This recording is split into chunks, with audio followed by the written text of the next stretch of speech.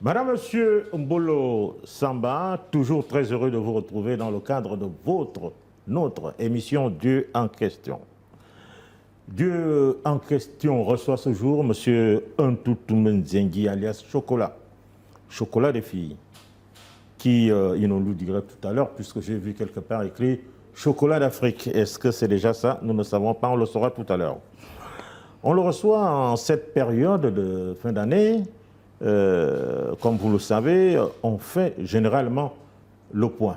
Et nous allons lui poser la question sur le combat qu'il a mené, notamment contre les faux pasteurs, contre les fausses églises. Il nous parlera également de sa tournée européenne qu'il a conduite en France, en Suisse et enfin au Burkina Faso en Afrique.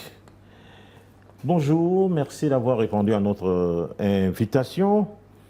Alors, comme je le disais à l'introduction, comme l'impose la traduction, vous allez quand même, un an après votre lutte ou combat, je ne sais pas comment l'appeler, quel bilan faites-vous de cette lutte et ce combat contre les faux pasteurs? Merci, Papa Total Bekale, pour l'invitation. C'est vraiment un plaisir. Parce que vous faites partie des personnes qui me soutiennent beaucoup dans le combat que je mène. Donc, m'inviter à votre émission, c'est un grand honneur. Et donc, sans plus tarder, pour répondre à la question, quel bilan faisons-nous aujourd'hui du combat que nous menons? Comme je le rappelle, notre combat a deux volets. Combattre les faux pasteurs et valoriser notre culture, notre spiritualité. Et donc, le bilan, il est positif parce que l'Afrique française, l'Afrique francophone compte près de 300 millions de personnes. Nous avons gagné en notoriété. Nous avons fermé beaucoup des églises, non pas par la force, mais par l'éveil des consciences. Beaucoup de gens quittaient les églises des faux pasteurs. Et donc, nous constatons également qu'il y a un changement au niveau des habitudes. Les pasteurs qui étaient autrefois très présents sur les réseaux, dont les pratiques étaient très présentes, les prophéties, toutes ces choses-là, la télévision, ben, on a remarqué que toutes ces choses sont de plus en plus en train de disparaître. Ça montre qu'il y a une peur des dénonciations du côté de ces pasteurs-là qui deviennent de plus en plus discrets. Ça prouve que nous avons touché le cœur du problème. Et puisque le cœur du problème est touché, il faut encore creuser davantage. Donc déjà, le combat sur les faux pasteurs, c'est jusqu'à la fin du monde. Et ensuite, du point de vue culturel, là encore, nous avons réveillé la culture africaine parce que avant que je ne vienne, il y a beaucoup qui avaient honte, comme je reçois les témoignages un peu partout dans le monde, qui avaient honte de s'afficher. D'ailleurs, les gens s'appelaient traditionalistes. Les gens s'appelaient, ils avaient tous les nuits, ils avaient peur de s'affirmer en tant qu'animiste, en tant qu'Africain qui a ses croyances, qui peut prier ses ancêtres, qui peut prier avec le crâne de son grand-père, qui peut toucher des feuilles. Beaucoup de gens avaient peur. Et donc, quand on est venu remettre le pouvoir de l'animisme, l'importance de l'animisme pour l'Africain, aujourd'hui, les gens s'affirment et tout le monde revendique le retour à cette spiritualité-là, qui n'a pas disparu, mais avait été caché à cause du christianisme, de l'islam, qui ont passé leur temps à diaboliser cette spiritualité ancestrale. Alors, nous constatons, par rapport à cette lutte, à ce combat, Oui. il y a eu quand même beaucoup de dégâts. Oui. Nous constatons que vous n'êtes pas le même à la télé, vous n'êtes pas la même personne qui est sur Facebook, et que là-dedans, il y avait, je le dis directement, un peu de violence verbale. C'était dû à quoi? Est-ce que vous me promettez ici ou bien vous promettez à l'opinion que vous allez mettre un peu dans le vin? Bon, Papa Total Bekale, déjà la violence verbale ne peut pas être enlevée de ce combat. Donc il y aura toujours la violence verbale. Et par contre, ce que j'observe à l'échelle mondiale, lorsque on va en venir tout à l'heure, à travers les conférences que j'anime dans le monde, à travers les enseignements que je donne, je constate qu'il y a de plus en plus de personnes sérieuses qui me suivent, de plus en plus de personnes sérieuses qui sont intéressées par l'enseignement animiste que je donne. Ils ne font pas allusion à Parce que j'ai évoqué plus haut, non? Non, ça veut dire que... Parce que tout ce que je reçois comme courrier, ils ont su que je voudrais voir l'antenne aujourd'hui. Oui, donc ces personnes sérieuses-là, moi, m'est à prendre une décision, par exemple. C'est vrai qu'au début, j'étais très impliqué dans certains clashs, voilà, qui n'avaient parfois rien à y voir avec le combat que je mène. Parce que n'importe qui pouvait s'élever sur les réseaux, prononcer chocolat des filles, et puis moi, je réagissais. Donc, par amour pour ces personnes sérieuses qui me suivent, je me suis dit, bon, il y a des clashs que je vais arrêter de faire. Mais je ne peux pas exclure la violence verbale du combat que je mène. Mais il y a quand même deux catégories de personnes qui vous suivent. Il y a les enfants, il y a les adultes. Oui. Les jeunes ne sauront pas faire la part des choses. Ils penseront que c'est bien ce que vous faites, les propos que vous sortez. D'accord. C'est une question qu'on pose généralement. Mais aujourd'hui, quand vous voyez la société gabonaise, vous avez toutes ces petites filles qui passent sur les réseaux sociaux, qui dansent à moitié nues. Ce qui n'est pas bien. Ce qui n'est pas bien, mais il n'y a pas des gens qui viennent donner des leçons de morale à ces filles. Qu'est-ce que tu en sais? Mais je regarde les commentaires. Les gens apprécient. On voit toutes ces petites des établissements publics ou des établissements privés ou des lycées qui font du désordre sur les réseaux sociaux. La société ne les interpelle pas en disant il y a des enfants qui vous suivent, au contraire. Mais pourquoi? C'est quand moi je viens dénoncer des choses avec violence verbale que les enfants me suivent. Je vois il y a des chanteurs de la musique urbaine qui, dans leurs paroles, ils chantent la grossièreté, ils font l'apologie du chanvre, ils font l'apologie de la criminalité, du braquage, du sexe.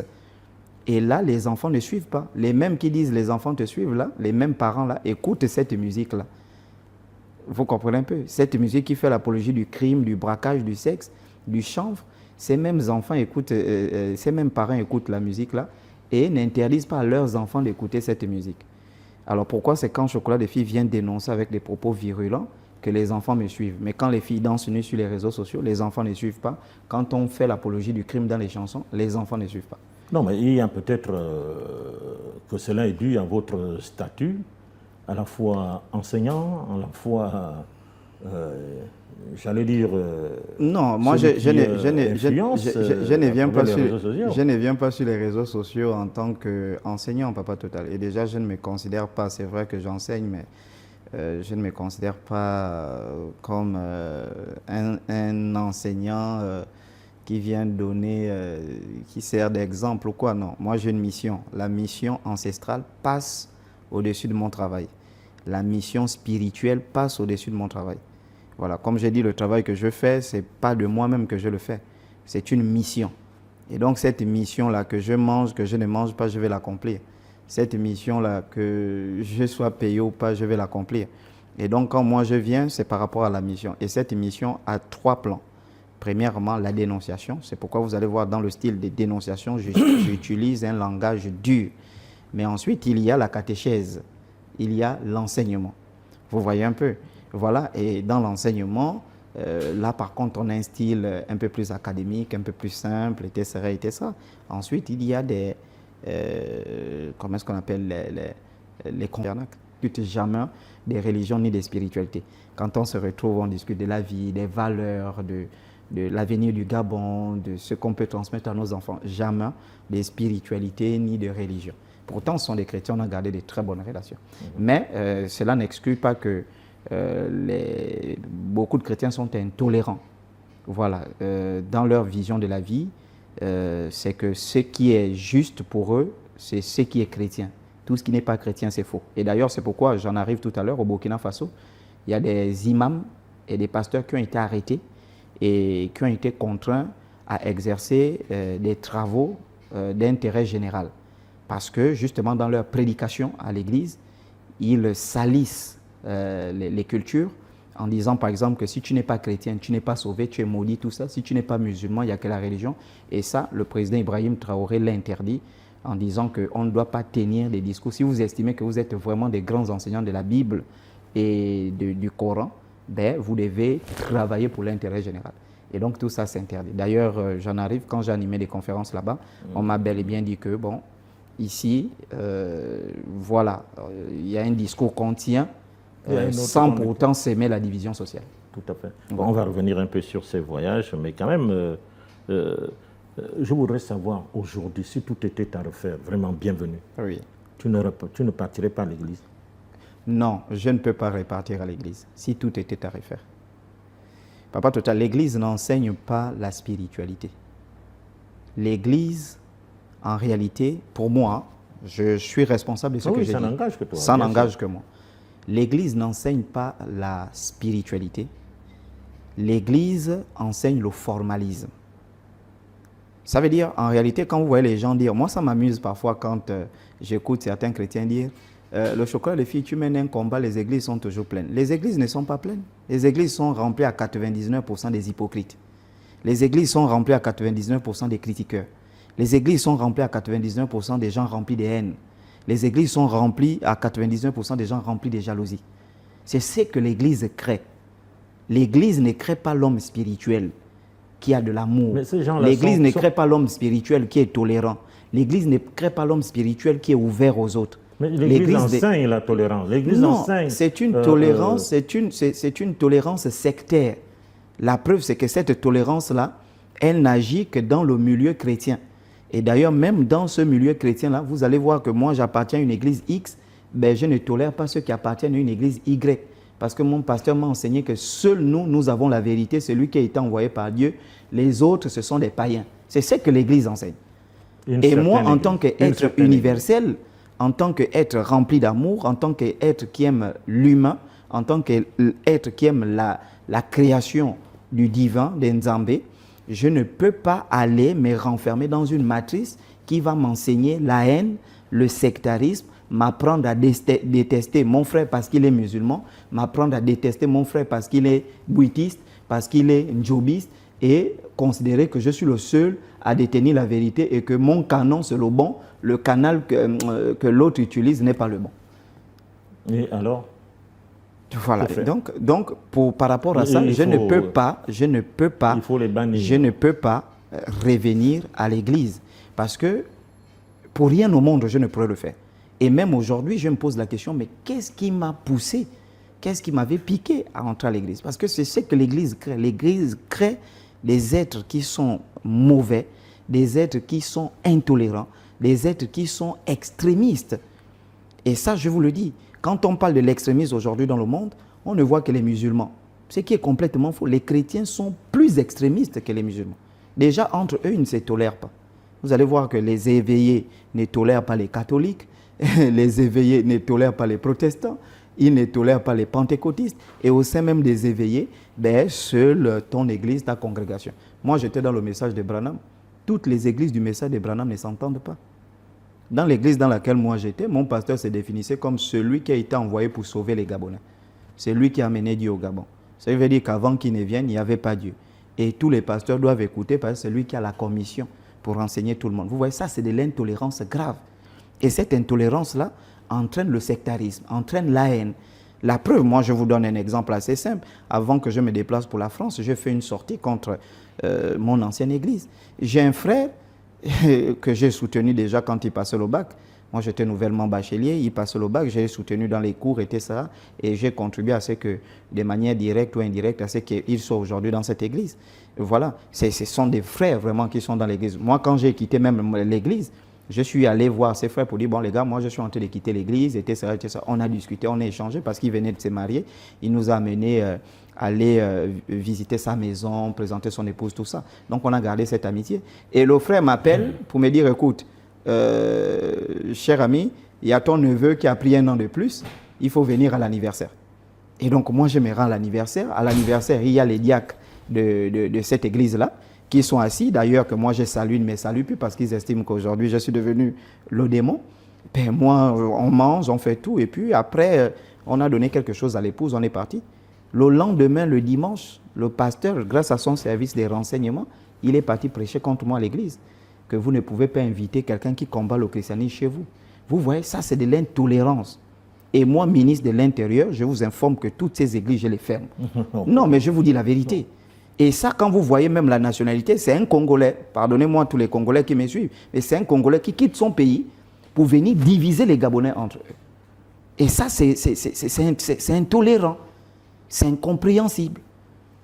Et ça, il y a des pays dans lesquels vous ne verrez jamais ça. Voilà, donc vraiment, j'ai quand même pitié des personnes qui sont encore dans ces systèmes, mais je crois qu'avec la langue, on comprend beaucoup de choses en grandissant, en ayant un esprit critique, on peut comprendre beaucoup de choses. On va parler un peu de ton séjour en Europe, notamment en France et en Suisse. Oui. En France, c'était une campagne chargée, bien entendu, de vendre sa culture. Oui. Mais qui suivait, c'est qui? Ça s'adressait à qui? Aux Blancs, aux Noirs, aux frères qui y sont ou qui y habitent? Ça s'adressait à qui? Et quelle était la quintessence de ton message? Déjà, Papa Total Bekale, je vais vous surprendre. Bon, peut-être pas vous surprendre parce que vous avez beaucoup fait l'Europe et vous savez à quel point, enfin, c'est même ce que je ne comprends pas, à quel point les gens sont fans de la culture gabonaise. À quel point le Gabon a une renommée en matière de spiritualité, d'animisme. Mais oui, ça je vous dis. Et quand vous êtes vous-même au Gabon, bon, pas au Gabon, à Libreville, c'est une ville administrative, tout ça, donc la spiritualité, c'est pas... Voilà, ça bouillonne, on retrouve quelques faux nganga, quelques faux pasteurs qui sèment la terreur. Mais en réalité, quand vous partez à l'intérieur du pays, vous sentez la spiritualité. Et je pense qu'avec les lettres des commandants costauds, tout ce que le président a fait, par exemple, avant d'aller aux États-Unis, la marche qu'il a faite là, tout ça, ça a eu un impact profond, voilà, au niveau international, parce qu'après, ça revient toujours, mais comment votre président, avant d'aller aux États-Unis, il a fait cette marche-là? Qu'est-ce que ça signifie? Qui sont ces femmes-là qui marchent? Pourquoi elles pleuraient? S'adressaient à quelle entité? Et donc, beaucoup de questions que parfois, tu te retrouves, tu te dis, mais c'est de mon pays qu'on parle comme ça. Et donc, c'est déjà très intéressant. Donc, la conférence, je suis allé normalement pour avec le père Ménas, le prêtre catholique, là. Voilà. On devait normalement débattre en France. Bon, malheureusement, on s'est remplacé. Donc, au moment où moi j'arrivais en France, lui, il partait. Et donc, mon frère Dadan Gobo, qui est un grand promoteur de la culture au niveau de la France, avec son épouse qui est italienne, mais qui aime aussi beaucoup la culture gabonaise. Voilà, donc ça m'amuse parfois de voir, elle prépare les feux de manioc, elle prépare vraiment tout ce qui est gabonais. Donc, ils ont décidé de dire, bon, Chocolat, tu es là, on va improviser des conférences, et ça. Et donc, comme j'avais apporté le bois sacré, l'iboga, et j'ai annoncé sur mes pages que j'ai apporté le bois sacré. Alors là, c'était la catastrophe. C'était en quantité oui, c'était tout un sachet là. Alors là, c'était la catastrophe. C'était la catastrophe. Déjà, les joueurs appelaient qui veulent des rencontres personnelles. Parce qu'avant ça, mes ancêtres m'ont dit que je dois donner un enseignement sur la prière. Parce que beaucoup des Africains dans le monde pensent que la prière appartient aux chrétiens et aux musulmans. Or, en réalité, les chrétiens et les musulmans ont volé la prière chez les animistes. Et donc, je devais préparer. La prière, comment? Ça peut aussi être profitable. Voilà, j'en arrive sur cet enseignement-là, sur le contenu des enseignements. Donc, j'ai organisé des séries de réceptions parce qu'il y a des gens qui voulaient me voir, qui voulaient m'expliquer certaines choses, certains problèmes, etc. Ah, tu t'es transformé en Fonganga là-bas, alors? Non, pas Fonganga, par contre. Par contre, quelqu'un qui a une expérience dans le domaine. Quelqu'un qui a une expérience dans le domaine de l'Église. Quelqu'un qui a une expérience dans le domaine de la vie. Des qualités que je ne connais pas. Voilà, quelqu'un qui a une expérience dans le domaine de l'Église, quelqu'un qui a une expérience dans le domaine de la vie, quelqu'un qui a une expérience dans le domaine de la spiritualité. Voilà, et donc quelqu'un qui a une expérience aussi dans le domaine de la culture. Et donc, c'est en tant que cette personne-là que j'ai la légitimité de recevoir des gens, écouter ce qu'ils vont me dire et, si possible, adresser des prières à nos ancêtres en Zambé pour eux. Et donc, j'ai reçu ça. Et ensuite, on a organisé, Alors, comment il y a monsieur... La catéchèse sur la prière. Oui, j'en arrive. Ouais. Il y a monsieur Narmer qui a, je pense, la seule bibliothèque africaine, hein, je pense, hein, peut-être je dirais dans le monde, pour ne pas raconter des bêtises, où on ne trouve que la littérature africaine. Les livres de Mutunde, Dr. Ake, etc. Et donc, il était au Luxembourg, et il a appris que j'étais là, il a dit, bon, Chocolat des filles, tu organises la conférence dans ma bibliothèque. Et ils m'ont donné la bibliothèque gratuitement, ils ont aménagé la salle, etc. Et puis, le samedi ou le dimanche, j'ai donné la conférence sur la prière et le bois sacré. Et donc, dans le contenu de la prière, c'était déjà pour montrer que nous, on a toujours prié, mais notre façon de prier n'est pas comme notre Père qui est aux cieux, que ton règne vienne, que ta volonté soit faite. Donc, montrer déjà aux Africains que la plupart des prières, la façon dont vous priez là, elle est africaine, puisque Omutunde avait déjà écrit sur la question. Par exemple, le mot Amen. Amen ne vient pas de l'hébreu. Amen, ça vient de Amon-Ré, qui est la divinité invisible et suprême dans la cosmogonie égyptienne. Et donc les Égyptiens, à la fin de leur prière, ils terminaient toujours par Amen.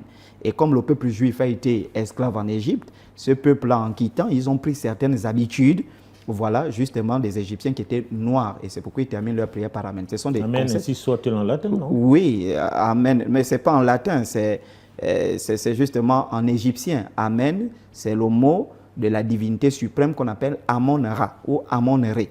Donc, on terminait la prière par le nom de la divinité suprême. Et voilà, donc c'était comme ça. Donc déjà, enseigner ça, puisque quand j'ai programmé l'enseignement sur la prière, je ne savais pas que Oumou Tounda en avait déjà écrit. Je ne savais pas que le docteur Ake de la Côte d'Ivoire, qui était lui-même aussi pasteur, mais qui aujourd'hui enseigne l'animisme, il avait déjà écrit sur la prière. Et donc j'ai été surpris déjà de découvrir ça en visitant la bibliothèque. Et c'était conforme à tout l'enseignement que j'ai donné. Donc montrer aux Africains que, justement, nous on prie. Prier, c'est parler à trois choses. Soit parler à nos ancêtres qui nous ont précédés, soit parler à des entités qui existent dans la nature, soit parler justement en Nzambi, l'énergie suprême.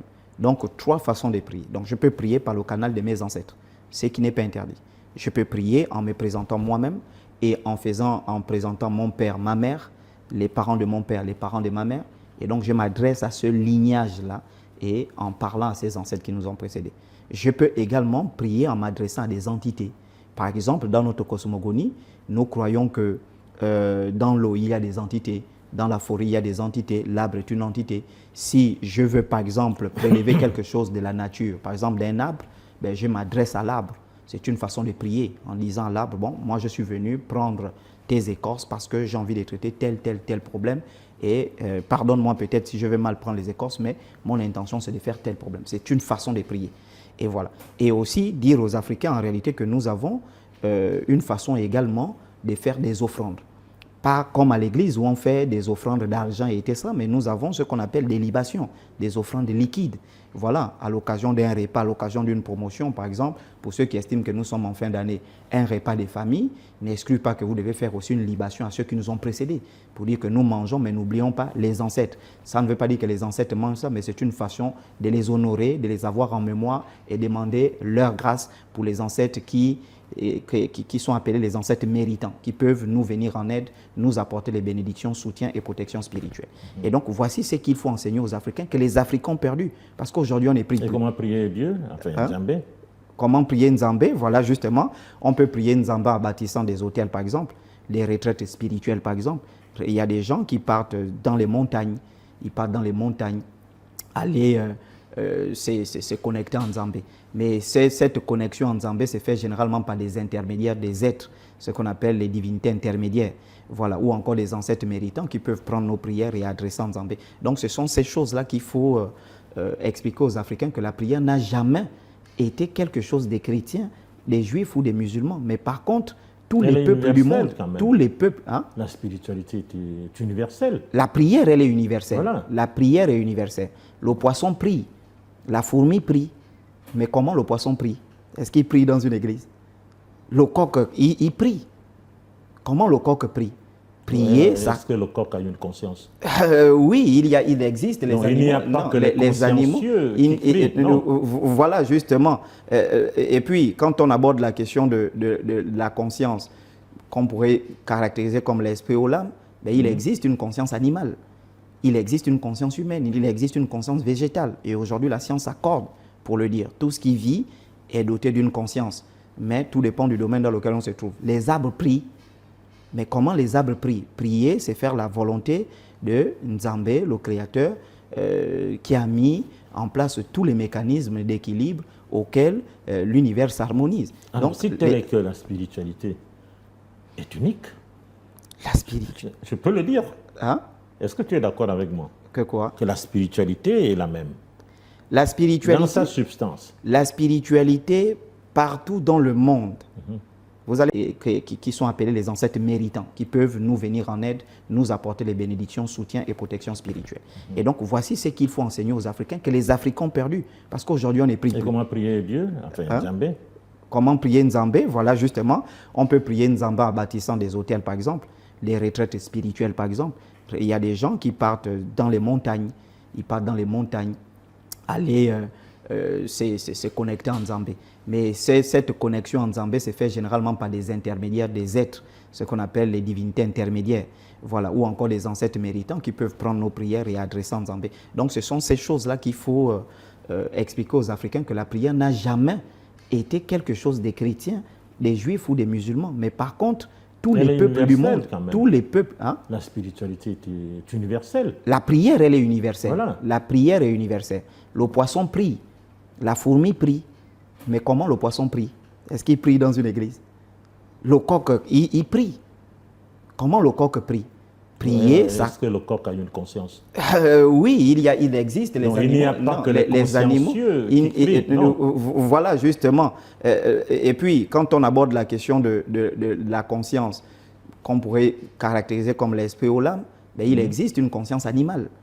Il existe une conscience humaine. Il existe une conscience végétale. Et aujourd'hui, la science s'accorde pour le dire. Tout ce qui vit est doté d'une conscience. Mais tout dépend du domaine dans lequel on se trouve. Les arbres prient.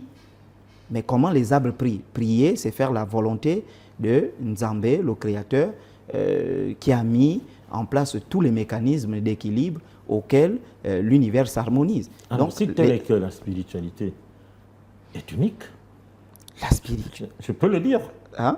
Est-ce que tu es d'accord avec moi? Que quoi? Que la spiritualité est la même.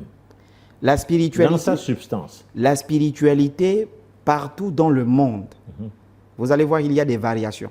Oui, je vous prends un exemple. En allant au Burkina Faso, les Burkinabés prient beaucoup. Mais ils ne prient pas Dieu. Je vous prends un exemple. Quand je suis arrivé dans la ville de Koulougou, avant d'animer la conférence, j'ai dû aller rencontrer d'abord le chef des terres.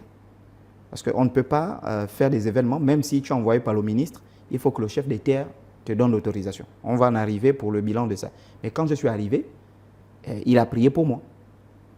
Mais dans sa prière, tu te mets à genoux et puis il invoque les esprits du Nord, les esprits du Sud, les esprits de l'Est, les esprits de l'Ouest, les esprits de l'Orient et la nature, l'entité suprême, les ancêtres puissent t'accompagner, qu'ils t'élèvent, qu'ils fassent tout pour le bien-être de ce que tu fais aujourd'hui pour l'Afrique. Vous voyez?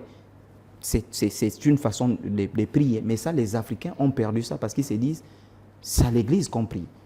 Mais à l'église, on ne t'apprend pas à prier. À l'église, on t'apprend à construire des égrégores. On t'apprend à faire des récitations. Venir dire devant Dieu, je reconnais que Jésus est sauveur, c'est pas une prière. C'est une façon de m'accrocher à un égrégore. Mais nous avons une façon de prier. Je suis allé en qui n'est pas loin de celle de l'Église. Non, l'Église, mais c'est ce que je suis en train de dire. L'Église a volé la prière des Africains. Bon, ça n'engage que toi. Déjà, je vous informe que quand le christianisme vient en Afrique, le christianisme trouve une façon de prier, une façon de chasser les esprits.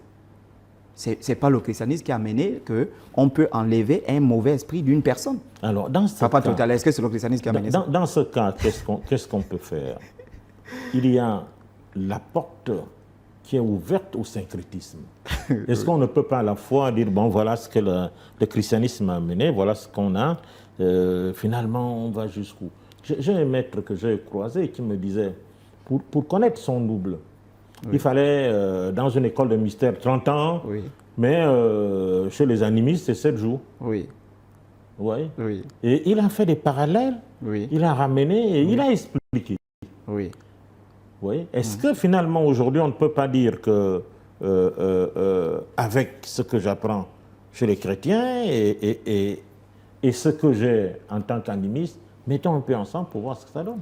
Mais déjà on apprend déjà je parle des spiritualités, pas des valeurs. Non, des spiritualités. Oui, voilà, parce qu'on peut parler d'un syncrétisme au niveau culturel. Moi je prends l'exemple. Si j'avais suffisamment de moyens et si on avait des gouvernements qui nous écoutaient, des gouvernements qui aimaient leur pays, des gouvernements qui voulaient le développement de leur pays. On doit faire un syncrétisme culturel pour sauver les ethnies qui sont en voie de disparition. Le syncrétisme culturel est nécessaire, du point de vue culturel. Parce qu'en réalité, quelle que soit l'ethnie auquel nous appartenons, nous avons les mêmes valeurs, les mêmes traditions, les mêmes cultes, les mêmes coutumes. Et donc, pour sauver certaines ethnies, on peut syncrétiser. Par exemple, des ethnies telles que les Simba, les Okandé, qui sont en voie de disparition. Donc, on peut syncrétiser ces cultures-là. Mais au niveau de la spiritualité, en réalité, le syncrétisme devient dangereux Pourquoi le syncrétisme devient dangereux en spiritualité? C'est-à-dire prendre ce qui est bien chez les musulmans, prendre ce qui est bien chez les chrétiens, prendre ce qui est bien chez les bouddhistes. Et ensuite, une bombe. on va fabriquer une bombe. Est-ce que l'humain pourra supporter cette bombe-là? Mais moi, je pense que Nzambe, la nature et les ancêtres, en mettant chacun dans sa culture et en donnant chacun à ses canaux, c'est justement pour une raison. Parce qu'on estime que prendre un peu de rose-croix, un peu de franc-maçonnerie, un peu de christianisme, un peu de bouddhisme, un peu de mouiri, un peu, et mélanger ça, je pense qu'on va créer des monstres. On va créer les monstres. Des monstres. Mais moi, je pense plutôt qu'on doit réfléchir, on doit y réfléchir. Non, on va créer des monstres parce que tous ceux qui se définissent comme des syncrétistes ont laissé sur terre un mauvais témoignage. Se sont toujours caractérisés soit par des crimes, soit par la pédophilie, soit par des guerres, soit par... Et là, le syncrétisme devient dangereux. Le syncrétisme culturel, oui, mais le syncrétisme spirituel, non. Mais en réalité, pourquoi je le dis? Si vous trouvez le peuple arabe prier, c'est leur façon en fonction de leur culture. Normalement, les Africains devraient avoir la même façon de prier. Mais en réalité, tout ce que vous voyez là, la base de toutes ces prières-là, de ces pratiques spirituelles, c'est l'animisme. Moi, je prends un exemple. Papa Total, je prends un exemple. Par rapport au culte des crânes, par exemple, par rapport aux ancêtres. Moi-même, si j'ai l'autorisation, j'irai déterrer les crânes de mes grands-parents, tout ça, je vais les garder. Par rapport à ce culte des crânes, l'Église catholique le pratique, aux yeux de tout le monde. Personne ne diabolise, personne ne trouve ça mauvais. Quand l'Église catholique sort avec le crâne d'un saint à Rome, on voit sur le crâne des saints, tout le monde est content. Si moi je sors avec le crâne de mon grand-père, ça devient diabolique. Pourtant, même lorsque vous lisez la Bible des chrétiens, Joseph, quand il meurt, dans la Bible des chrétiens, la Torah, il dit à son peuple, n'abandonnez pas mes os ici, en Égypte. Enterrez-moi dans la terre de mes pères. Mais en réalité, ce n'était pas seulement Joseph. Tous les patriarches qui sont morts en Égypte, les enfants d'Israël ont gardé leurs ossements. Mais le fait de garder les ossements en Afrique, c'est diabolique. Moi, je peux être à Makoko, par exemple, et mon grand-père, ma grand-mère dit, bon, moi, je suis venu ici pour travailler, mais si je meurs ici, ne m'enterre pas, garde mes ossements pour aller m'enterrer dans mon village, par exemple, à Lambaréné ou je ne sais pas où, à Chibanga, etc. Et aussi longtemps que je serai à Makoko, je vais peut-être l'enterrer pour l'instant, mais le jour que je pars, je dois déterrer pour aller enterrer sur cette terre. Donc, vous allez voir aujourd'hui ici, en réalité, qu'il y a beaucoup de pratiques, par exemple, que les églises font, qui émanent de l'animisme, mais en réalité, le croisement entre religion et les pratiques animistes ont donné une sorte de syncrétisme spirituel aujourd'hui, mais qui est très dangereux. Par exemple, aujourd'hui, vous allez voir, il y a des courants animistes où, j'ai vu sur Internet et j'en riais, où c'est un animiste, mais la Vierge Marie s'incarne en lui et puis dit « Je suis la représentation de la Vierge Marie ». Et on retrouve les photos de Jésus d'Hoffmann et les photos de Jésus de Robert Powell dans les temples animistes. Ça, c'est du syncrétisme. Parce qu'en réalité, ces importations-là ont trouvé une façon de faire et ensuite ils ont mélangé pour invoquer peut-être certains esprits et puis ça a donné une sorte de religion hybride. Mais ça, c'est pas bien parce que ça ne forme pas les gens spirituels, mais ça forme des hybrides, des monstres. Et aussi, lorsqu'on n'a pas encore fait l'expérience de la très sainte Vierge Marie, ça aussi, c'est quelque chose, vous n'avez pas encore fait cette expérience. Non, la Vierge Marie, moi j'ai été catholique à Coco Beach. Ma mère m'a mené à l'église catholique de Coco Beach. J'étais très jeune. Mais déjà très tôt, j'ai compris ce qui se cache derrière la Vierge Marie. Non, vous n'avez rien compris. Je vous conseille de refaire l'expérience. Alors, je voudrais dire quelque chose. Est-ce que ce n'était pas dû au fait qu'il y avait un complexe, ce syncrétisme, avoir les images de la Vierge Marie, de Jésus dans les temples bouddhistes? Est-ce que ça ne traduit pas un complexe? En fait, pour se faire bonne conscience. Oui. Déjà, ça s'explique par deux choses. La colonisation, donc l'idée de se conformer à ce qui était proposé par le colon, puisque le colon traquait les religions animistes. Vous devez abandonner les crânes, vous devez abandonner tout. C'est du paganisme. Et donc certains, on a d'ailleurs discuté de ça avec vous avant l'émission, vous avez dit quelque chose de très, très, très pertinent. Il y a dans l'animisme, on a eu des acquis, on a des connaissances.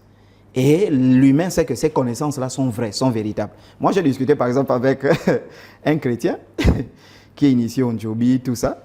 Et pendant qu'on était en train de discuter, il me dit, si j'ai mens bienvenu, que le mouiri m'attrape. Il est chrétien, par exemple. Et je lui ai dit, mais comment donc, si tu mens au lieu que Dieu te frappe, tu préfères dire que le mouiri m'attrape. Ça veut dire qu'il y a des acquis. Ça veut dire qu'il sait que ici c'est vrai, mais bon, il y a le politiquement correct, je me confonds parce que c'est ce qui est à la mode. Vous allez constater qu'aujourd'hui, de plus en plus de gens sont en train de revenir dans l'animisme et regardez comment les enseignements des pasteurs sont en train de changer. Je prends l'exemple du pape américain aujourd'hui qui a réuni ses collaborateurs, je ne sais pas comment on les appelle, les cardinaux et les prêtres, pour leur dire, désormais, votre théologie doit s'asseoir sur la culture. Vous comprenez un peu? Parce qu'aujourd'hui, il y a un réveil africain qui dit, mais attention, on a été trompé. Parce qu'aujourd'hui, l'Europe est en déphasage, l'Europe est en décadence. Sur le point culturel, le seul berceau, on va dire l'un des rares berceaux, notamment l'Asie et l'Afrique, où les gens sont encore attachés à leur culture, et on se rend compte que ces gens-là revendiquent de plus en plus un retour à la culture parce qu'ils ont compris que les religions sont vides, et vous voyez que l'Église est en train d'adapter ses enseignements par rapport à la culture. Et donc, il y a d'abord l'effet historique parce qu'il fallait se conformer, mais il y a aussi ce complexe d'infériorité en se disant, puisque les anciens qui nous ont dévancés voyaient que beaucoup de gens allaient plus dans la religion du colon, et donc pour attirer aussi ces personnes pour dire que ben, en réalité nous tous on est pareils, ils ont dû mettre certaines choses. Au Burkina Faso par exemple, vous allez voir qu'ils sont chrétiens musulmans, mais en réalité quand vous discutez avec les gens, ils vous disent nous sommes chrétiens de nom et musulmans de nom, mais nous sommes syncrétistes. Ça, c'est ce qu'on voulait présenter aux colons. Et c'est pourquoi vous allez voir, par exemple, le Moro Naba, qui est un grand chef spirituel ou bien chef d'État. Il est musulman, mais en réalité, il a ses pratiques ancestrales. Ça veut dire qu'à côté de son Coran, ben, il a sa statue, la statue, il a sa statuette, il a son crâne, il a les ossements de ses parents qui part prier chaque matin. Mais le vendredi, il est à la mosquée parce que c'est devenu culturel. Et donc, c'est ce qu'on enseignait, j'ai enseigné pour revenir en France, avant d'être invité par la sœur Ndengue, qui est une Camerounaise, qui a marché avec Omutunde, et qui avait fait un songe d'ailleurs sur moi. Et dans son songe, je suis venu lui dire, ben, fais-moi à manger parce que je vais venir manger ici. Et donc, sans savoir que je devais être en France à la même période, et elle s'est levée le matin. Elle a préparé la nourriture parce qu'elle a dit chocolat, elle ne m'avait jamais vu. Elle a préparé la nourriture, elle a dit chocolat va venir manger cette nourriture. Et donc quand je suis arrivé en France, je n'avais pas prévu aller en Suisse et puis elle a tout organisé et je suis allé en Suisse, précisément à la ville de Lausanne, voilà, et j'ai animé une très belle conférence là-bas, voilà, au bord du lac Léman. C'était merveilleux, il y avait tout le monde, j'ai jamais vu ça. Alors, parlons un peu de la Suisse que nous connaissons tous. Lui en question était en compétition en Suisse. Voilà.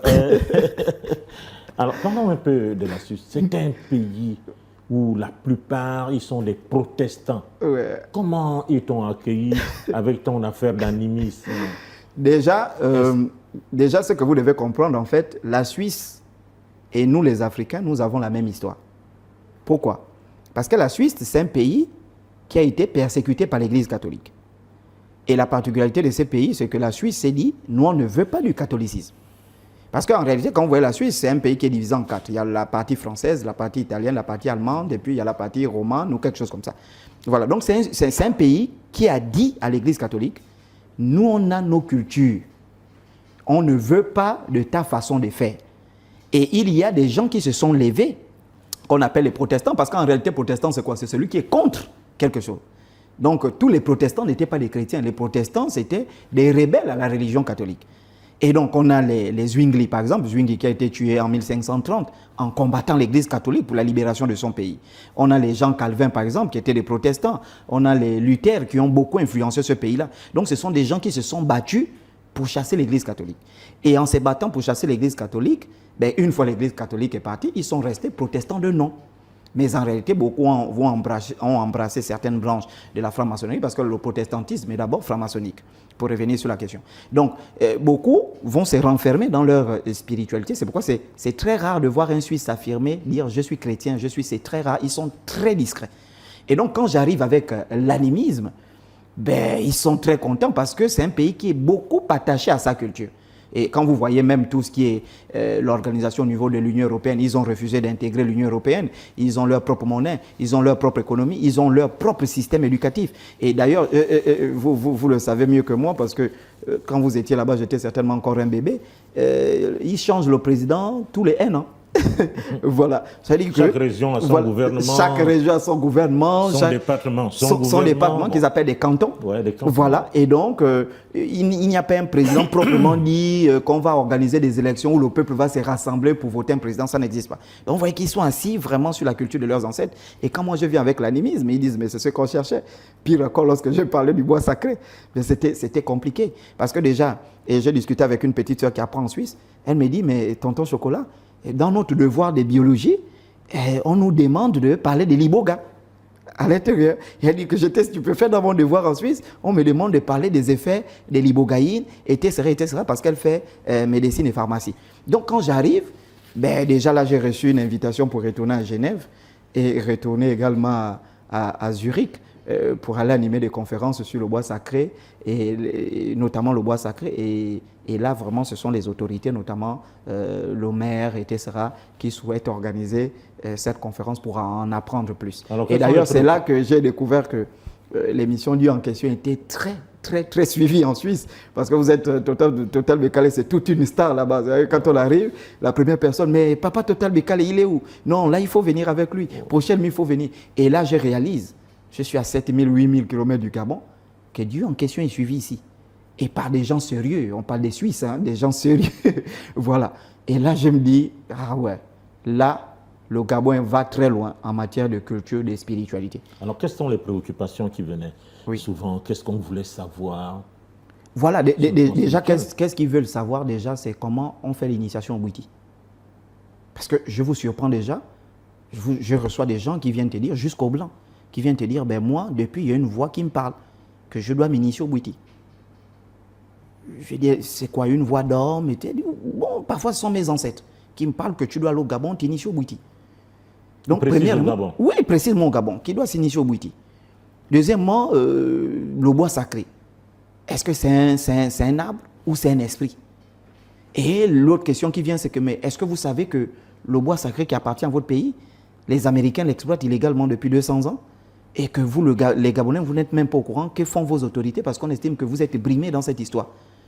Et d'autres viennent, j'ai reçu notamment des médecins en France qui sont des médecins, des médecins sérieux, qui sont venus pour dire, mais comment on peut te financer pour conserver le bois sacré? Est-ce que tu sais que le bois sacré, en le mangeant, tu peux avoir des formules de mathématiques? Est-ce que tu sais que le bois sacré, en le mangeant, lorsqu'il est bien travaillé, tu peux obtenir des prix Nobel, etc.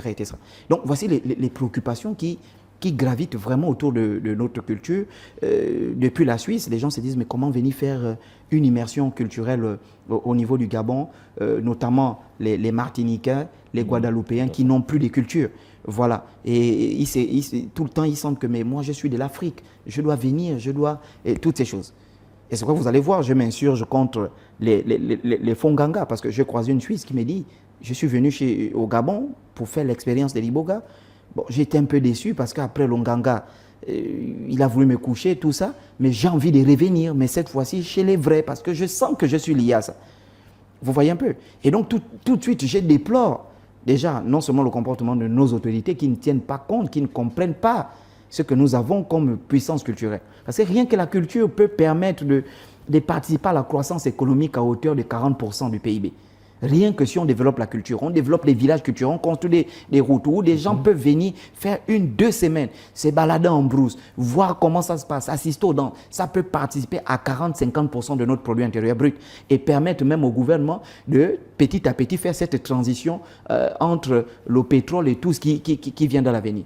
Mais on ne réalise pas, ni le ministère du Tourisme, ni le ministère de la Culture. Bon, je ne sais pas exactement à quoi ça sert, pardonnez-moi de le dire. Parce que quand vous voyez les gens qui sont en Suisse, et là je ne parle pas des Noirs, je parle des Blancs, je parle des Éthiopiens, je parle des Martiniquais, je parle de, si on dit des Camerounais, on va dire d'accord, si on dit des Congolais, on va dire d'accord, mais on parle des gens qui ne sont pas proches du Gabon, mais qui regardent l'émission Dieu en question, qui regardent TikTok et se disent, on doit aller au Gabon. Il y a un que j'ai reçu en entretien qui est venu avec la lettre du commandant Costaud pour dire, mais comment ça s'est passé voilà. Et il y a un autre couple qui est venu avec l'initiation de Samuel Lee Jackson pour dire, mais si Samuel Lee Jackson est parti se faire initier là-bas, mais ça veut dire que vous êtes très puissant. Ça veut dire qu'en réalité, et il y a d'autres, comme je disais, des médecins qui savent que l'Iboga, 3000 brevets ont été déposés. Et je vais vous surprendre parce qu'après ça, on a appelé Dada Ngobo, depuis que j'étais en Suisse, les Américains ont appelé Dada pour dire on veut voir le chocolat des filles s'il peut animer 4 conférences dans 4 grandes villes des États-Unis, Boston, Chicago, en Californie, tout ça. Et nous, on finance tout. Mais on veut qu'il anime, il creuse le sujet sur le bois sacré.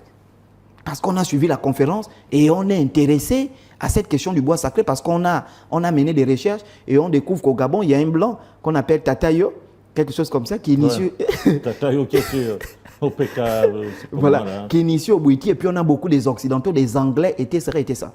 Et Papa Total, tout de suite, je tombe des nues. Parce que la conférence de la Chine, j'ai des gens qui font la conférence de la France, excusez-moi, j'ai des gens qui ont fait le déplacement depuis la Chine, qui viennent me dire, les ancêtres m'ont dit que je devais prendre l'avion, venir, et ils se déplacent juste pour venir prendre une écorce de bois sacré. J'ai dit non, là. Tu as initié quelqu'un là-bas. Non, mais... Tu en as donné quand même. Il y en a qui ont goûté. Non, mais beaucoup ont mangé le bois sacré, on peut le manger sans être initié. Oui, et d'ailleurs, il y a beaucoup qui ont mangé le bois sacré, qui ont fait l'expérience, qui ont vu des choses, qui ont voyagé par eux-mêmes sans être initiés. Et d'ailleurs, je comprends pourquoi c'est interdit en France. Et d'ailleurs, j'ai reçu quelqu'un qui travaille dans les trucs un hôpital psychiatrique, quelque chose comme ça, qui m'a dit que lui, c'est un médecin, un blanc. Il est venu prendre ça parce que ça permet c'est un antidépresseur. Donc ça permet de soigner la folie en faisant. J'étais surpris. Et lui m'a proposé beaucoup d'argent pour dire, est-ce que tu peux m'en apporter tout un tas. J'ai dit non, on ne vend pas le bois sacré. Voilà, déjà au niveau de la France c'est interdit, mais également on ne vend pas le bois sacré. Voilà, c'est un arbre spirituel, c'est un esprit, le bois sacré. C'est un canal que le Créateur a donné. Et comme un Libanais me l'a dit en France, il me dit, chez nous on a reçu Mahomet, les Juifs ont reçu les prophètes, mais vous en réalité, votre prophète c'est le bois sacré. Un Libanais, hein, j'étais malade. Et donc, à partir de là, Papa Total, tout chamboule dans la tête. Tout, et non seulement tout chamboule dans la tête, et tu es énervé contre ton propre pays. Parce que tu te dis, mais... Enfin, tous les yeux du monde entier sont tournés culturellement sur le Gabon. Et ça ne fait ni chaud ni froid à nos autorités. Non, ils ont quand même pris un certain nombre de mesures par rapport à... Mais lesquelles? Moi, je ne vois pas qu'est-ce que... au Burkina Faso, le ministère du Tourisme et de la Culture sont associés. Parce que justement, il n'y a pas de tourisme sans culture. Il n'y a pas de culture sans tourisme. Et ils ont compris, qui m'a invité, c'est le président Ibé, par le ministère de la Culture. Parce qu'ils estiment que quelqu'un qui vient pour faire le tourisme va faire la culture. Quelqu'un qui vient pour faire la culture va faire le tourisme. Et donc, à partir de là, on mélange les deux. Donc, quand on parle de prendre des mesures, est-ce qu'on prend des mesures vraiment pour valoriser la culture gabonaise? Au temps du président Bongo, il y a quelque chose qui a disparu. Il y avait la fête de la culture.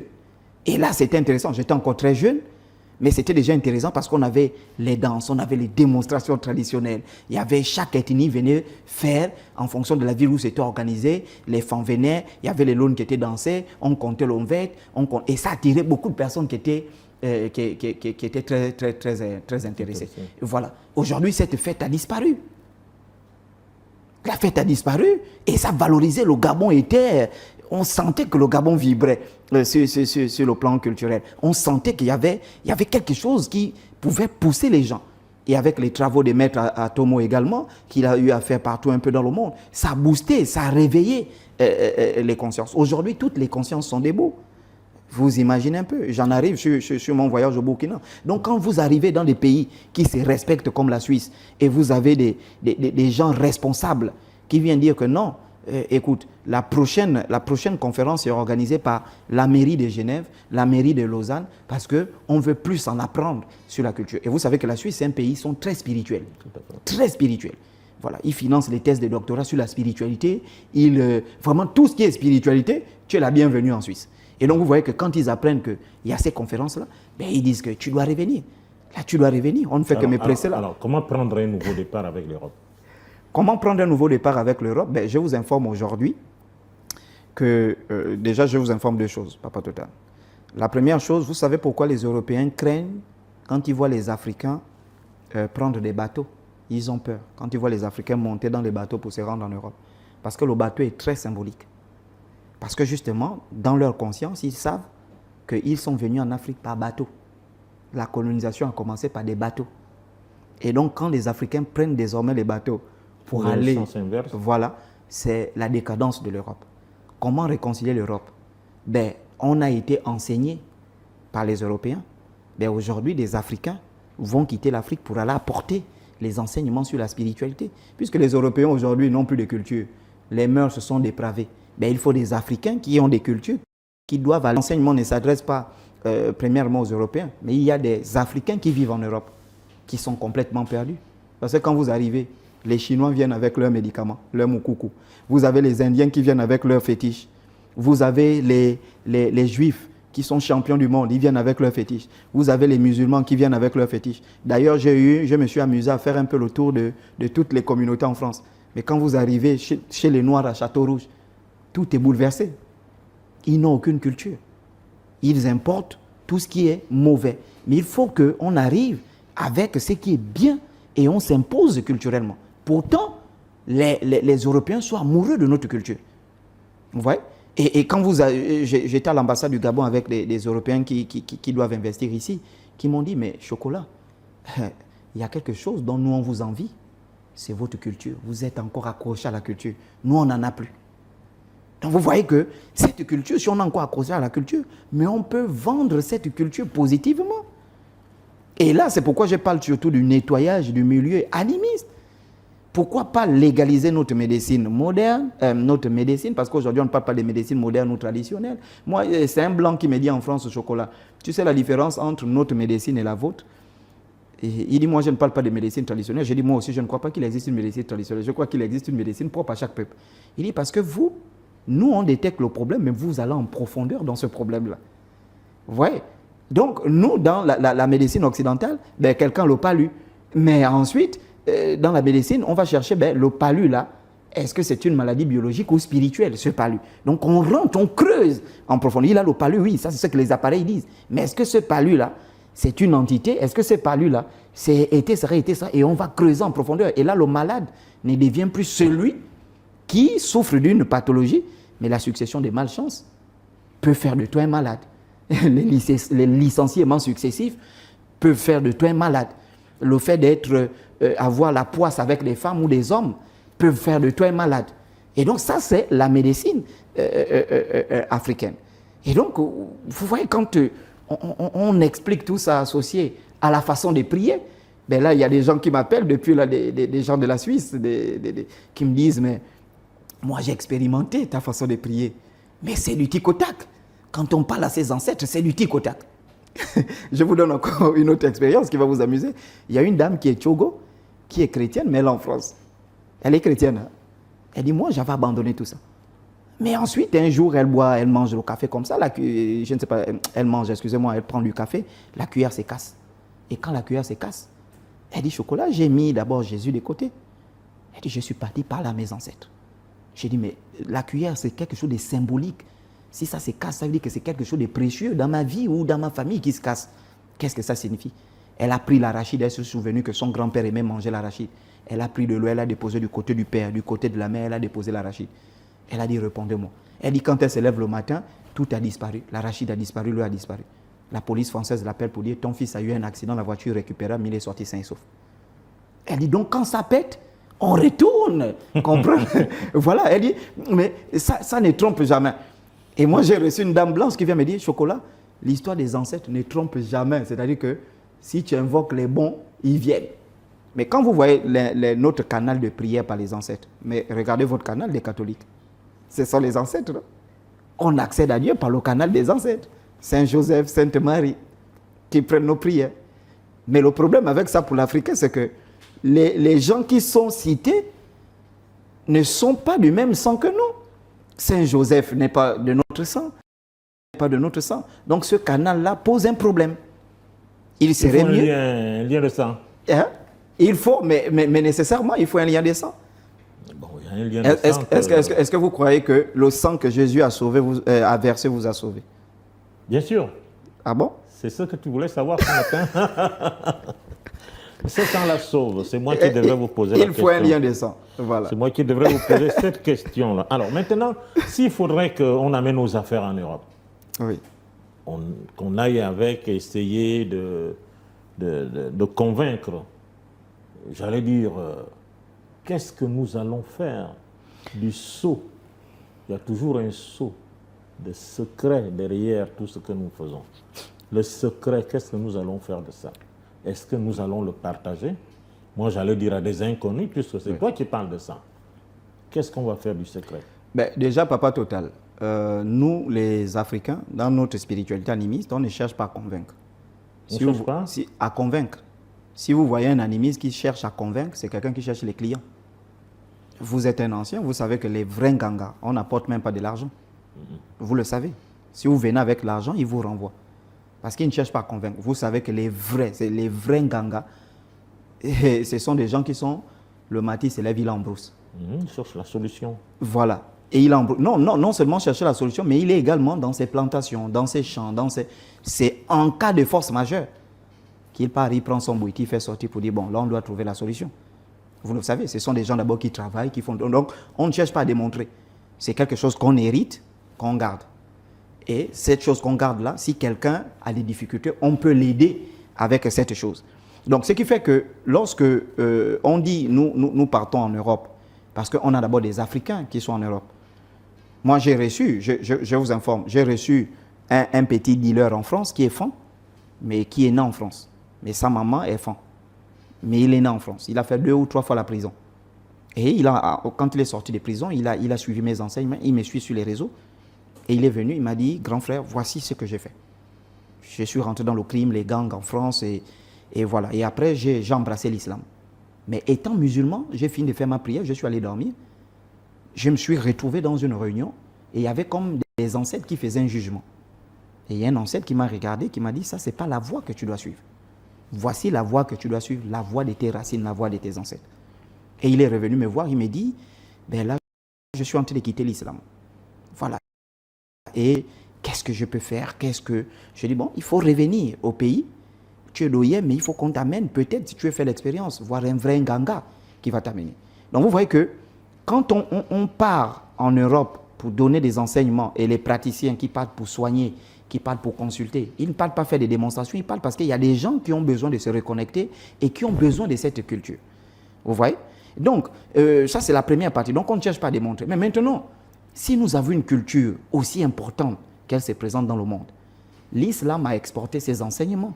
Mais nous, on ne les exporte pas dans le but de coloniser, mais c'est dans le but d'aider. Parce que nous, quand on part, on ne dit pas « il faut adorer les ancêtres gabonais ». Nous, on ne dit pas ça. Il faut prier les ancêtres gabonais. Nous, on ne dit pas ça. Nous, on va dire aux gens « vous priez qui ?» Ah, nous, on prie un créateur. Ben, chez nous, ce créateur s'appelle Nzambe ou Nzambia Pongo. Ben, chez vous, il s'appelle Odumare ou Maouliza. Voici la voie.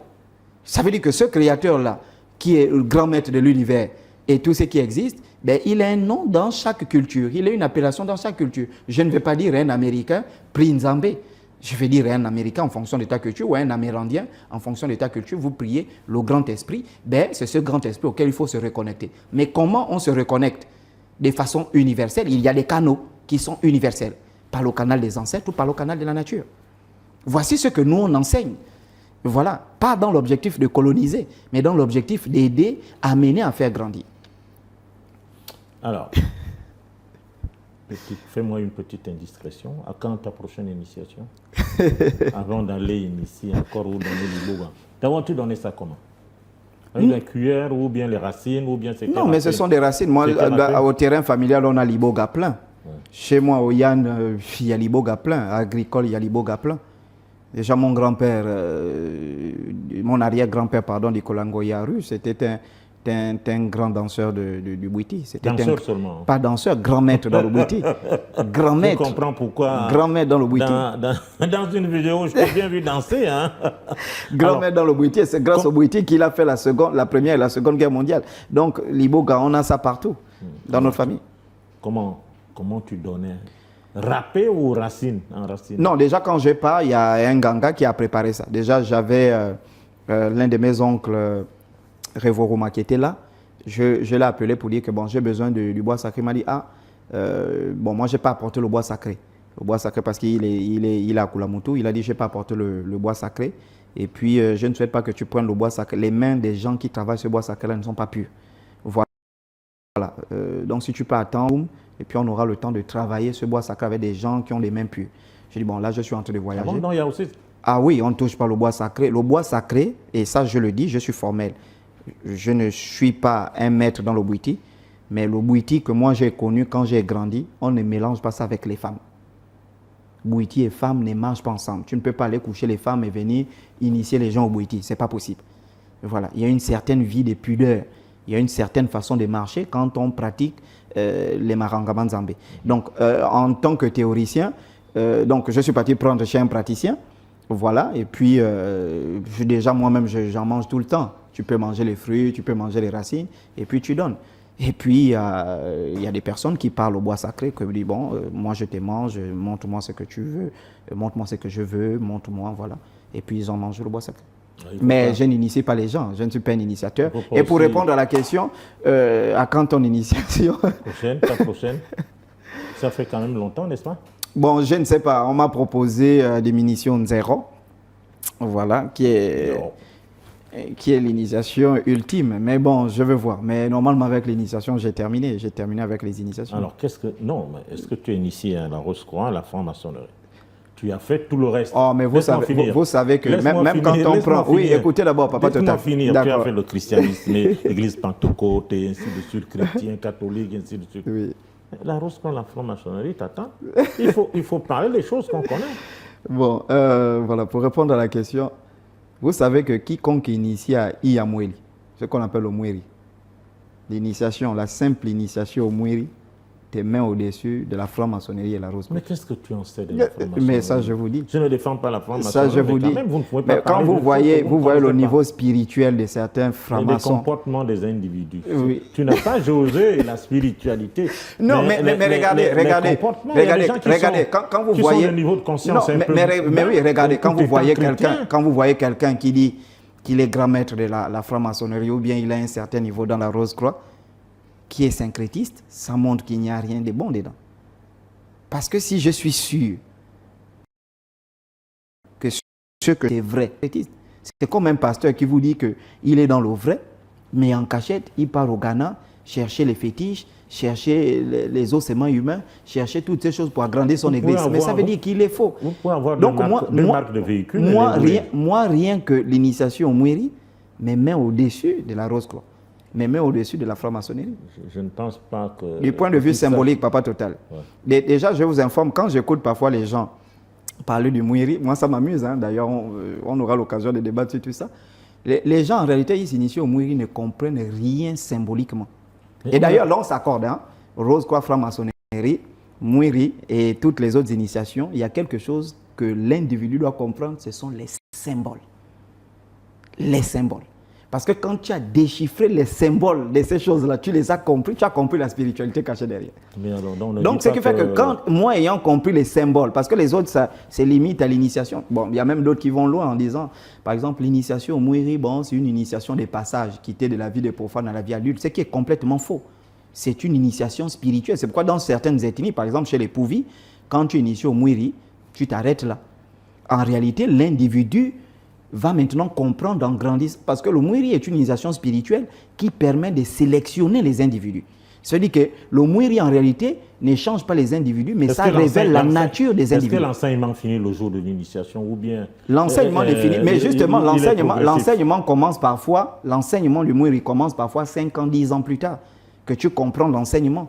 Parce qu'en réalité, la compréhension de l'enseignement repose sur le déchiffrage des symboles. Tu parles de quelque chose qu'on a dénoncé sur les réseaux sociaux, le Mweri. Attention. Non, mais ça sont des dénonciations. Mais justement, ce sont des gens qui n'ont rien compris. Ils ont ouvert les yeux aux gens. Hein. Oui, la Ligue, ils n'ont ouvert aucun yeux. Papa Total, je vous informe justement. C'est comme quand vous êtes un spécialiste des mathématiques et vous écoutez un profane parler de mathématiques ou critiquer les mathématiques, ça vous fait rire. Vous voyez, ils dénoncent des choses qu'ils ne comprennent pas. En réalité, moi, je dénonce le christianisme, hein, les faux pasteurs, parce que je les ai compris. Je suis allé à la source. On en arrive. Donc, quand vous voyez quelqu'un prendre son téléphone, dire « Moi, j'étais initié au Mouiri, ben, ce sont des conneries. On est parti, ce sont les hommes qui me font ça, avec les gilets, on me bastonne. » Mais justement, il s'est arrêté à l'initiation physique. Et c'est quand même triste pour un chrétien pour comprendre en réalité que on demande d'insulter sa propre maman. Oui, écoutez d'abord, c'est quand même bizarre pour un chrétien qui pense que quand je n'ai pas m'initier au Mouiri avec toute cette organisation-là, il n'y a rien de spirituel, mais croit quand même qu'un rapport sexuel en dehors du mariage a quelque chose de spirituel. Mais en réalité, ils ne comprennent absolument rien. Tous les symboles qui sont à l'intérieur, c'est une spiritualité. Il y a des pactes qui sont faits dans le Mouiri. Mais on pactise avec... Mais tout ce qui est pacte, on a fait, dimanche dernier, on a fait 2 émissions sur les pactes. Mais il y a des pactes, ceux qui font la dénonciation là, vont vous dire qu'il y a des pactes concis. Tout ce qui est pacte est un peu péjoratif. Hein? Non, on en arrive. Là n'est pas le thème. Je n'ai pas participé à l'émission, donc voilà. Je ne connais pas trop. Je te donne 2 secondes. Non, on n'a pas participé à l'émission. Donc, pour revenir sur la question, donc quelqu'un qui a fait l'initiation au Mouiri, vous m'avez dit tout à l'heure, par exemple, que dans les autres écoles de mystère, on peut faire 30 ans pour accéder à des degrés. Parce que dans les écoles de mystère, on gravit par degrés. Vous comprenez? Mais ce qui n'est pas le cas chez nous. Dans les autres écoles de mystère, il y a une pyramide. Voilà. Comment? Hein? Elle est renversée. Non, elle n'est pas pyramide. Par contre, nous avons, je pourrais caractériser, on a des dimensions. Et non des pyramides, mais on a des dimensions. Écoutez, ce qui veut dire que si dans certaines écoles de mystère, on fait la rose, quoi, je pense, il y a 12 degrés, quelque chose comme ça, et on peut faire 25 ans pour atteindre. Mais chez nous aussi, les gens qui font 1 jour, 2 jours, ils font tous les degrés. Vous comprenez en réalité que nos spirites sont plus puissants que ces écoles de mystère. Bon. Même que vous l'avez dit. Ça veut dire que si on peut faire... J'ai raconté une histoire, si on peut faire... Dans ma chair. Non, je pense que même les grands frères qui passent à l'émission Dieu en question, l'État Momboledo qui l'ont déjà confirmé. L'ont confirmé. Je pense que j'ai regardé une fois l'émission, vous le disiez, et ça, j'ai dit basé à ça. Que des trucs qui partent à la rose, quoi, ou la flamme. Mais l'Obuiti peut te le faire grimper en 2-3 jours. Tu finis tout ce qu'il y a. Tu connais tout ce que tu devais savoir. Et le reste, maintenant, ce sont les enseignements qui vont te donner une certaine colonne vertébrale.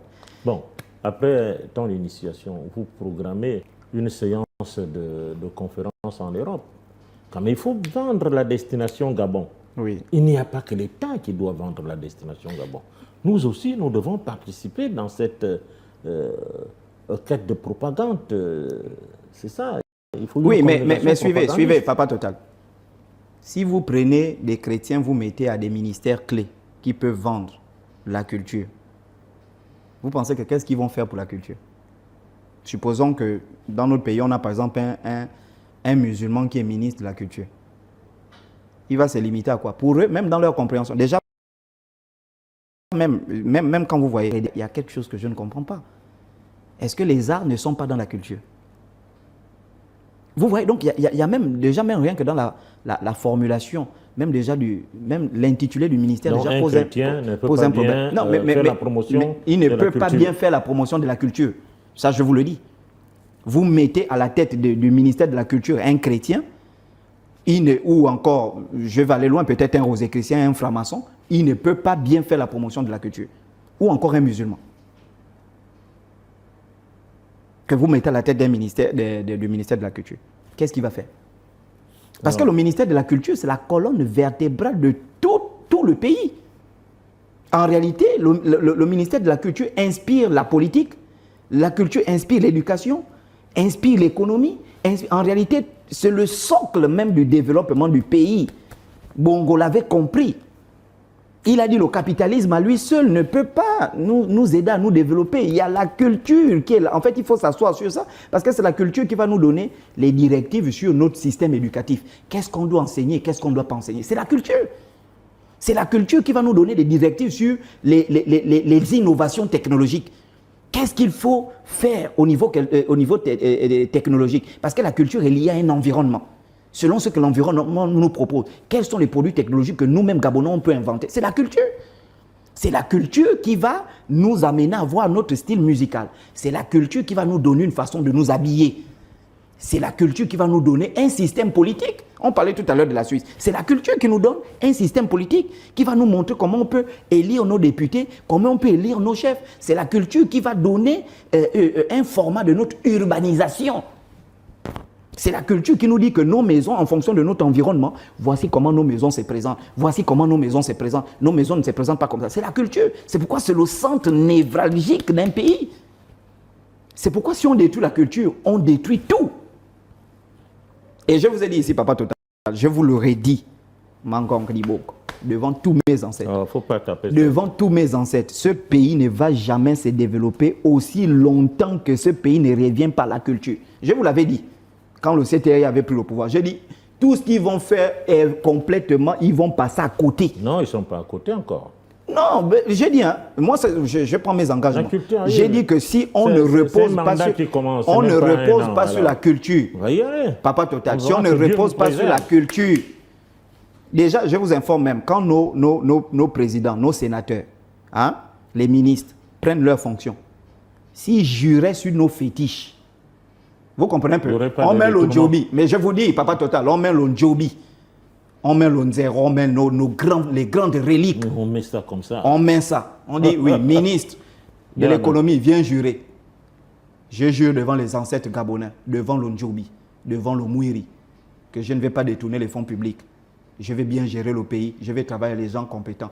Je jure, si je mens ou si je fais toutes ces choses-là, que vous me tuez. On devait avoir des gouvernements chaque jour qui allaient mourir. Non, mais tu allais être correct au moins. Oui, mais déjà les premiers devaient mourir. C'est-à-dire que tous les premiers devaient mourir. Maintenant, les autres là devaient venir, devaient être corrects. J'ai vu le président est parti au ministère de la fonction publique. Hein? Mais quand vous voyez un ministère, les gens ne viennent pas. Ça veut dire que même le ministre, on ne le respecte pas. C'est ce que ça veut dire. C'est-à-dire que si moi, Papa Total est ministre, je travaille à Gabon Télévision, je viens à l'heure que je veux, en réalité, c'est Papa Total, c'est le ministre que je ne respecte pas. Mais si on est assis dans la culture, c'est la culture qui donne l'amour du pays.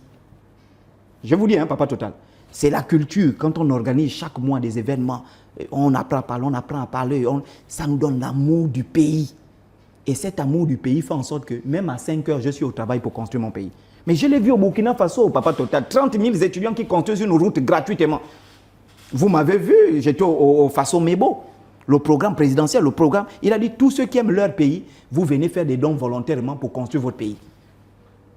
Samedi, j'ai filmé, j'ai dit pratiquement 30 000 étudiants mobilisés. Chaque samedi le font. Qui tapent les briques au Burkina Faso pour construire les routes, les briques, les pavés. Ce sont des femmes. Âgées de 77 ans, 75 ans, tout ça. Mais regardez ce que j'ai filmé. J'ai pleuré, je suis rentré à l'hôtel, j'ai pleuré. J'ai dit, mais ça, c'est quel pays où je suis venu là? Les femmes, elles viennent en vélo, elles tapent. On te dit, tel est fonctionnaire, tel. Elle n'est pas payée pour ça. Elle vient avec sa famille taper pour l'avancement de leur pays. Mais ça, on atteint ce niveau-là quand on est accroché à la culture. C'est la culture qui peut nous faire aimer le pays. C'est ce que tu as constaté au Burkina. C'est pourquoi, quand on tue la culture, vous allez voir, les gens n'ont plus l'amour de leur pays. Parce qu'on tue la culture, on te fait comprendre que tu n'es pas gabonais, tu es chrétien. Tu n'es pas gabonais, tu es musulman, il y a le paradis qui t'attend. Bon. Tu n'es pas gabonais, tu es ceci. Ça tue. Mais c'est ce que j'ai vu au Burkina, Papa Total. Fini. On va se séparer. C'est ce que j'ai vu au Burkina. Tu veux qu'on reste ici jusqu'à temps? C'est fini? Non, il n'y a pas de souci. Merci d'être venu. Mais donc, je redis quelque chose de très important. Alors, on va se séparer, vas-y, rapidement. Voilà, quelque chose de très important. On doit revenir. J'interpelle le gouvernement des pays africains, mais également du Gabon. On doit revenir au centre nerveux de notre pays, sinon il n'y a pas de développement. On doit prendre l'exemple du Burkina Faso, par exemple. Le président m'a invité, le ministère de la Culture, Kologo Modeste et Koala, du point de vue culturel, du point de vue, s'attache à l'amour de son pays. C'est la culture qui fait ça. Sans ça, tout ce que vous allez faire là, on bricole. Regardez, on m'a montré une vidéo. Des Gabonais vont à l'aéroport à 1h, 2h pour aller attendre un pasteur congolais. Mais vous comprenez un peu du point de vue. Et les autorités regardent tout ça. Qu'est-ce qu'il faut faire? Mais on doit mettre des lois. On peut faire ça en Arabie Saoudite. Ce pasteur-là peut aller faire ça en Arabie Saoudite, il arrive, les gens sont là en train de crier, les gens dorment la nuit, Il n'y a pas on est de en train de crier. chrétiens en Arabie Saoudite. Mais hein, il y a des chrétiens, il y a des chrétiens à Dubaï. Bon, Pourtant, on y à va. Dubaï, il y a des chrétiens, Le mais temps, on a fini. encadre cette activité. On a fini le temps qui nous est imparti. D'accord, merci. On va se retrouver pour, je crois, le thème sur Jésus la On semaine en prochaine. parlera.